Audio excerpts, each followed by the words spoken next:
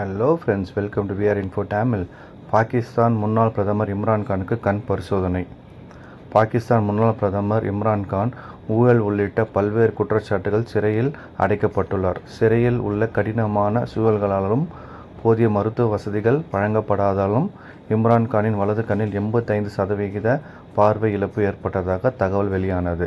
இதனால் சர்வதேச அளவில் கடும் சர்ச்சை எழுந்தது. இதையடுத்து பல்வேறு தரப்பில் இருந்தும் இம்ரான் கானுக்கு சிகிச்சை அளிக்க வேண்டும் என அழுத்தம் கொடுக்கப்பட்டது.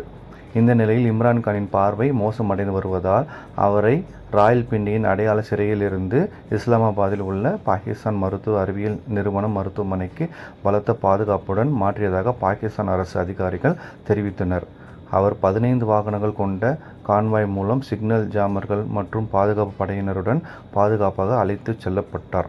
மருத்துவமனையில் டாக்டர்கள் இம்ரான் கானின் விழித்திரை நோய்க்கும் பார்வை பாதுகாப்பதற்கும் சிறப்பு சிகிச்சை அளித்தனர். சாதாரண இருதய பரிசோதனைகளுக்கு பிறகு அவரது உடல்நிலை சீராக இருப்பதாக அறிவிக்கப்பட்டது. பாகிஸ்தான் மருத்துவ அறிவியல் நிறுவனம் மற்றும் அல்ஷிபா கண் மருத்துவமனை ஆகியவற்றை சேர்ந்த விழித்திரை அறுவை சிகிச்சை நிபுணர்களால் இம்ரான் கானுக்கு அறுவை சிகிச்சை மற்றும் கண் மருத்துவ செயல்முறை சிகிச்சைகள் மேற்கொள்ளப்பட்டதாக மருத்துவமனை அதிகாரப்பூர்வமாக அறிக்கை வெளியிட்டுள்ளது.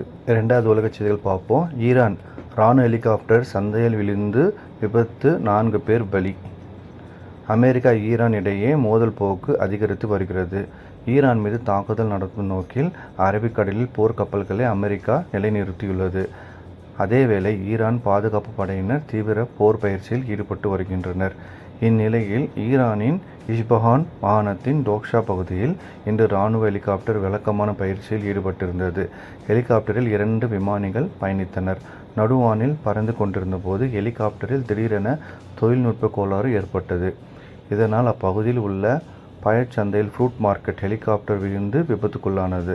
இந்த விபத்து ஹெலிகாப்டர் வெடித்து சிதறியது. இந்த விபத்தில் ஹெலிகாப்டரில் பயணித்த 2 விமானிகள், பழச்சந்தையில் நின்று கொண்டிருந்த 2 வியாபாரிகள் என மொத்தம் 4 பேர் உயிரிழந்தனர். இந்த விபத்து தொடர்பான பாதுகாப்பு படையினர் விசாரணை நடத்தி வருகின்றனர். 3வது உலக செய்திகள் பார்ப்போம். அமெரிக்காவில் வரலாறு காணாத பனிப்புயல், வீடுகளில் முடங்கிய மக்கள், விமானம் சேவை பாதிப்பு. அமெரிக்காவின் வடகிழக்கு மாகாணங்களில் கடும் பனிப்புயல் வீசி வருகிறது.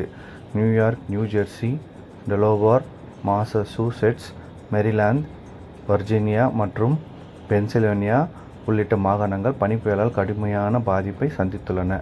நியூயார்க்கில் 150 ஆண்டுகளில் இல்லாத அளவுக்கு மிக மோசமான பனிப்புயல் தாக்கி வருவதால் அவசர நிலை பிரகடனப்படுத்தப்பட்டுள்ளது. அவசர போக்குவரத்து தீவிர அனைத்து போக்குவரத்தும் தடை விதிக்கப்பட்டுள்ளது. கடும் பனிப்பொழிவுடன் தீவிர புயல் வீசுவதால் வீட்டை விட்டு யாரும் வெளியே வர வேண்டாம் எனவும் அறிவுறுத்தப்பட்டுள்ளது.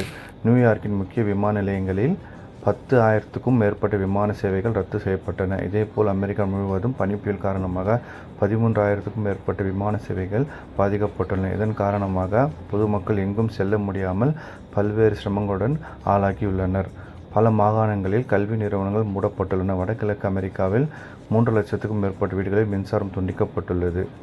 இந்த நிலையில் கடுமையான பனிப்பொழிவையும் தீவிரமான தாக்கங்களையும் ஏற்படுத்தும் இவ்வகை புயல்கள் தற்போது அடிக்கடி ஏற்படுகின்றன. ஆனால் நாட்டில் மக்கள் அடர்த்தியாக வாழும் ஒரு பகுதியை முழுவதுமாக இந்த அளவிலான தீவிரத்துடன் தாக்கிய பனிப்புயல் கடந்த சில ஆண்டுகளாக ஏற்படவில்லை என்று வானிலை ஆய்வு மையம் தெரிவித்துள்ளது. மேலும் கடுமையான காற்றுடன் அதிக பனியை கொட்டும் புயலுக்கான பிளஸார்ட் எச்சரிக்கையை 9 ஆண்டுகளுக்கு பிறகு அமெரிக்க வானிலை மையம் விடுத்துள்ளது.